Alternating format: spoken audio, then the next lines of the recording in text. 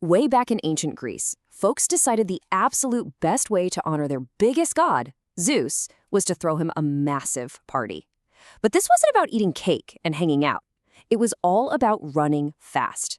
Only men were allowed to run in this early race. And get this, they didn't wear any clothes at all. They just ran barefoot, right there in the dirt. And the winner? They didn't get a shiny metal medal. They earned a crown made entirely of olive leaves, because those leaves meant incredible honor. These games became wildly popular. People traveled from far away just to watch, making the stadiums so incredibly loud and busy. Wars were super common back then, but the games were special. Cities actually made a promise to stop fighting. This truce meant soldiers literally put down their swords so athletes could travel safely to compete. It was basically like hitting the ultimate pause button on a totally chaotic multiplayer game. The games lasted for ages, until a new king took over and just stopped them completely. The stadiums sat empty forever, the dirt tracks eventually turned to grass, and the world pretty much forgot all about the games for centuries. A huge amount of time passed. Then, a guy named Pierre started obsessing over old history books. He loved those ancient stories and had this wild idea to bring the games back, thinking sports could actually make people friends. Folks told Pierre his idea was ridiculous, but he just ignored the haters and traveled the globe to find athletes. His dream actually came true. The Games returned to Greece, and the modern Olympics were born.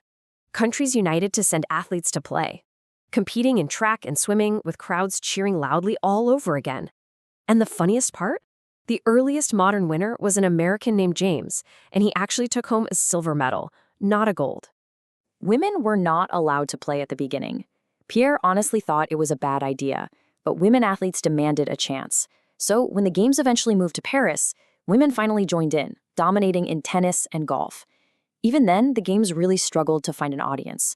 People actually cared way more about this huge world fair happening at the exact same time, and the Olympics almost ended all over again. Then the world descended into a global war. Everything had to stop because sports couldn't fix a broken world. But after the dust settled, the Games returned, and a special new flag was created. It had colorful rings: blue, yellow, black, green, and red. They locked together in a chain, standing for different parts of the globe, showing worldwide friendship. Since every single country's flag shared a matching color with those rings, it was a pretty brilliant design. A totally fresh tradition started with a flame. People lit a fire in Greece, using the hot sun to spark it. Then, runners carried this flame across the world, passing a torch from hand to hand so the fire never went out. It is essentially the world's longest, hottest game of tag. As the world watched the Games grow, snow sports realized they needed their own stage, so the Winter Olympics began with athletes skating and skiing. At the exact same time, airplanes suddenly helped more competitors travel, and radio started broadcasting the races to cheering fans absolutely everywhere. But then, the Games faced a very dark shadow when Hitler tried to use them to prove some people were better than others. He was completely wrong. A brilliant runner named Jesse Owens stepped up and proved him wrong by winning gold. Jesse showed the entire world that talent absolutely beats hate. Another devastating global war stopped the Games yet again. Stadiums were destroyed, and the Olympic dream felt completely lost. But eventually, the Games came back to a healing world. People desperately needed something to cheer for, and sports brought everyone together again. During this healing time, a brave doctor wanted to help injured soldiers. He started a small sports contest for them, which was a pretty amazing, fresh idea. This contest grew incredibly fast and became the Paralympic Games. It beautifully proved that absolutely anyone can be an athlete. Then television came along and changed the Olympics forever. Suddenly, everyone could watch from home, magically turning athletes into global heroes. For the longest time, only amateurs could play, meaning they couldn't take money, and many actually struggled to buy food. The rules finally changed to let professional athletes join. The best players in the world could compete, and host cities started building massive, breathtaking stadiums just to show off. Science also completely changed how athletes trained. Shoes got lighter and bouncier, pools were specially built to stop waves, gymnasts learned to spin faster, swimmers learned to glide smoothly through the water, and human bodies just kept breaking old records. Now, winning a highly coveted gold medal is a huge deal, but here is a wild secret. The medal is mostly made of silver. It just has a thin gold shell. All these athletes actually lived together in a special town called the Olympic Village. It has a giant dining hall where huge crowds of competitors from different nations eat together every day. You will see a runner from Kenya sitting right next to a swimmer from Japan trading small pins. It is basically the wildest, most exclusive, and diverse summer camp on Earth. These athletes sacrifice so much, training their whole lives, practicing every single day, and missing out on parties and regular fun. But sometimes an athlete falls down during a race, and the absolute most breathtaking moments happen next.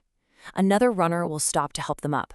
Those moments end up being way better than winning, showing true kindness. That is the true Olympic spirit. The games just keep evolving, with fresh new sports joining all the time.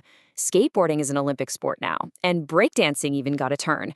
But because the games cost a massive amount of money, some cities just do not want to host them anymore, which means the rules have to constantly keep adapting to survive.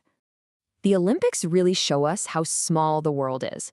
We all love to watch people run fast, and we all love to watch high jumps together. It makes the whole globe feel connected, especially when cheering for a refugee team.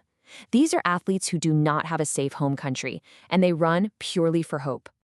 It all revolves around these big moments. Every opening ceremony is a giant show where countries walk together behind their flags, standing united. Then, the final event is always a very long marathon run, honoring a very old story. Finally, when the games end, the flame goes out and the athletes give each other goodbye hugs, promising to meet again. We watch the games to feel amazed, literally wanting to see humans fly. A gold medal might prove someone was the fastest, but their effort proves they were brave. It reminds us that courage matters most. It all began as a simple run in the dirt, and it grew into a giant promise.